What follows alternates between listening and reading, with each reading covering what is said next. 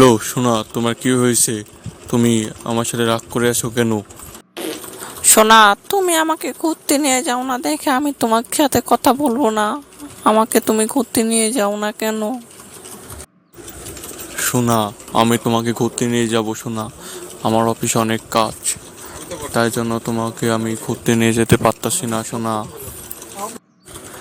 Hello, hello সোনা, তুমি এক এক সপ্তাহের জন্য অফিস ছুটি দাও সোনা। আমরা দুজন ঘুরে ঘুরে এসেছি কক্সবাজার থেকে সোনা। আমার খুব ইচ্ছে কক্সবাজার ঘুরতে সোনা, প্লিজ সোনা প্লিজ। তুমি তো জানো এই মাসে আমি 5 দিন ছুটি নিয়েছিলাম। আমার শরীর অসুস্থ ছিল দেখে স্যার আমাকে ছুটি দিতে চেয়েছিল না। খালি আমার শরীর অসুস্থ দেখে স্যার আমাকে ছুটি দিচ্ছিল, নাহলে আমাকে ছুটি দিত না স্যার।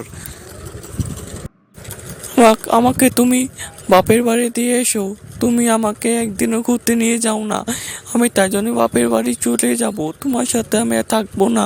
তুমি আমাকে ঘুরতে নিয়ে যাবা, তাই বলো না কেন? তুমি কি ঘুরতে নিয়ে যাবো আমাকে? জান, তুমি আমার ছেলে, চলে যেও না জান। আমি কি করবো একলা জান, বলো। আমি তোমার ছাড়া ভালো লাগবো না বলো জান। আমি তোমাকে অনেক ভালোবাসি জান। তুমি যদি আমাকে এতই ভালোবাসতে, তাহলে তুমি আমাকে সময় দিতে, আমাকে তুমি ঘুরতে নিয়ে যেতে। তুমি আমাকে সময় দাও না, তুমি সব সময় অফিসের কাছে ব্যস্ত থাকো। জান, আমার ভুল হয়েছে জান। আমি তোমার জন্য আমি প্রতি মাসে 3 দিন করে ছুটি নিয়ে আসবো, ঠিক আছে জান? তুমি কি খুশি? চান এই মাসে তোমাকে ছুটি দিবে না?